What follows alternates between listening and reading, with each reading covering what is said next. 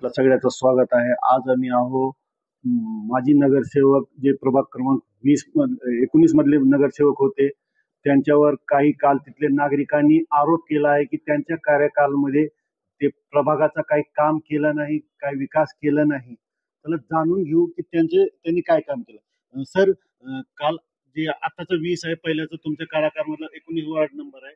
तिथल्या काही नागरिकांनी असा आरोप केला आहे की आपण त्या प्रभागामध्ये काम केलं नाही. याबद्दल आपली काय प्रतिक्रिया आहे? माझी प्रतिक्रिया देण्यापेक्षा माझी आपल्याला एक विनंती आहे की आपण स्वतः वार्डात फेरफटका मारा.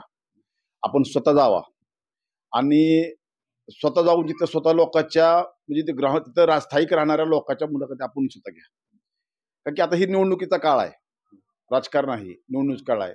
कारण की समजा जी काय मला विरोधक समजतात, मी तर कधी कोणाला विरोधक समजत नाही. मला जे कोणी विरोधक समजतात ते लोक जाते तिथं, तुम्ही दत्तपेठेविषयी असं बोला, तसं बोला. गोरगरीब जनता आहे, भोळीबाबडी जनता आहे, बोलले असेल त्याबद्दल काय दुमत नाही. 2016ला त्या लोकांनी मला भरभरून मतदान केलं. माझं घर त्या वार्डापासून 5 किलोमीटर अंतर आहे. 5 किलोमीटर अंतर असताना सुद्धा मी इथं राहून तिथं त्या लोकांनी मला 250 मतांनी निवडून दिले. मग ती माझ्या वार्डामध्ये मी माझ्या वार्डाची भौगोलिक परिस्थिती बघितली तर माझा वार्ड हा पूर्णपणे 426 गायरांना बसलेला आहे. देवी मंदिर पासून ते आयुर्वेदिक कॉलेजपर्यंत माझा प्रभाग आहे.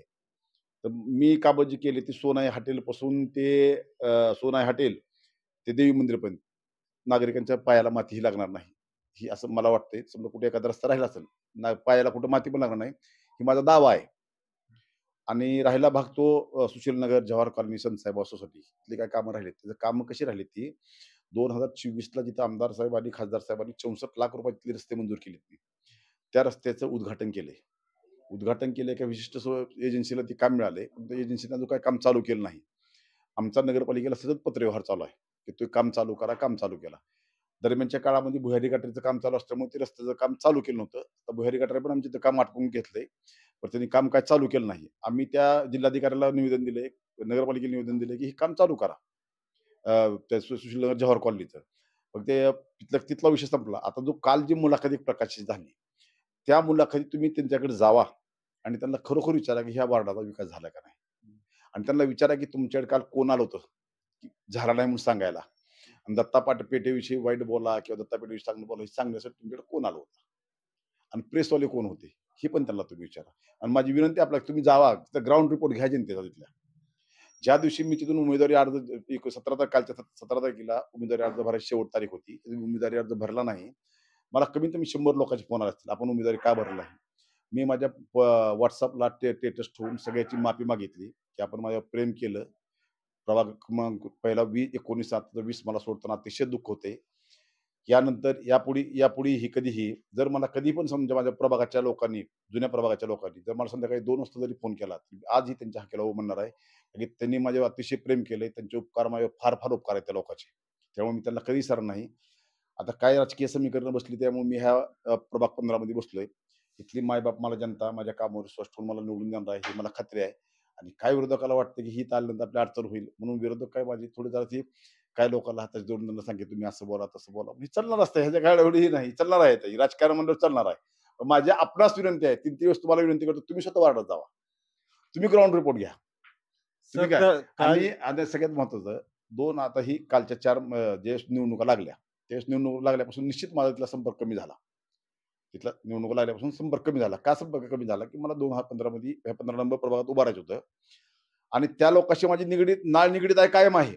परंतु असं एवढं जाणं झालं ना तिथं मला, समजा गटरी साफ करून घेणं ही घेणं, ती बारामतीचे एक ठेकेदार आहे, त्या ठेकेदारला मी जे फोनवर सांगत होतो करत होतो, परंतु ती काही एक नालीचा प्रॉब्लेम झाला तिथं.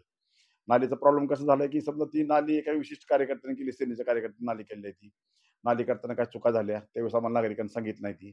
आणि त्या नालीच्या नंतर पुन्हा जिथं भुयारी गटरीचं काम झालं, चेंबर नेमकं तिच्या नालीचं आउटलेट आहे त्या आउटलेटच्या समोर चेंबर घेतलंय भुयारी गटरीचं. मग ती रस्ता जर मी तिथला केला असता, जो कालचा विषय आहे, तो रस्ता जर केला असता तर मग ते पाण्याचं आउटलेट मी कसं करणार. मग ती पाण्याचं आउटलेट पुन्हा काढायचं म्हणजे पुन्हा रस्ता खोदावा लागला असता. मग मी त्या अगोदर रस्ता आउटलेट काढण्यासाठी अगोदर तिथं पूल एक मंजूर करून घेतला. मी पूल मंजूर करून घेऊन नंतर पूल मंजूर करून घेतला. फक्त पुलाला निधी यायचा शिल्लक आहे. फक्त पुलाला निधी आला की तो पूल आणि रस्त्याचं काम एकदम चालू होणार आहे. तर अण्णाभाऊ साठे नगर असेल, एकता नगर असेल, पुन्हा पारधी समाजाची पारधी बांधवाची वस्ती असेल, आंबेडकर नगर असेल, वडर गेले आमचे वडर बांधवाची गेली असेल, पापनास नगर असेल, तुमच्या पायाला मातीही लागणार नाही ही माझा दावा आहे. आणि तुम्ही जाऊन वार्डात जाऊन चेक करा. तुम्ही तुमच्या कार्यकाळामध्ये आत्ताचा प्रभाग क्रमांक 20 पहिल्याचा 19 ह्यामध्ये किती निधीचं काम केलेलं आहे? किमान एक 8-10 कोटीचा निधी झाला असेल. 5 वर्षाच्या दरम्यानच्या काळामध्ये 8-10 कोटी किमान, म्हणजे काय थोडं मला फिक्स सांगता येणार नाही, पण 5 कोटीच्या पण पुढे निधी आणला मी तिथला. तुम्हाला असं वाटतंय की हे काल जे तुमच्यावर आरोप झाले ते विरोधकाकडून झाले. आता तुम्ही विरोधकाला काय असं सांगाल? विरोधकाला एवढीच विनंती आहे, तुम्ही असाच आरोप करा. काम कामाचा गुरु आहे. कुणी माणसं पाठवून, कुणी एकाला कुणी बोरा लावून, कुणी पेड न्यूज त्याचं कधीच समाजकारण राजकारण कधी मोठं होत नाही. तुमच्या असल्या राजकारणाला माझ्या हार्दिक शुभेच्छा आहेत. मी सर्वसाधारण माणूस आहे. गरीब माझ्या वडिलांनी 114 किलोचं तुरीचं पोत उचललंय. त्याचं मी लिकूर आहे. माझ्या बापानं हमाली केलंय. मी हमालीचं लिकूर आहे. मला गरीबाची जाणीव आहे. झोपडपट्टीमध्ये राहणारा माझा वार्ड आहे. त्या लोकांच्या त्यांची माझी राजकीय नाळ नाही, माझी भावनिक नाळ आहे त्या लोकांशी. त्यामुळे मला ही असली लोक ही असं चालणार आहे.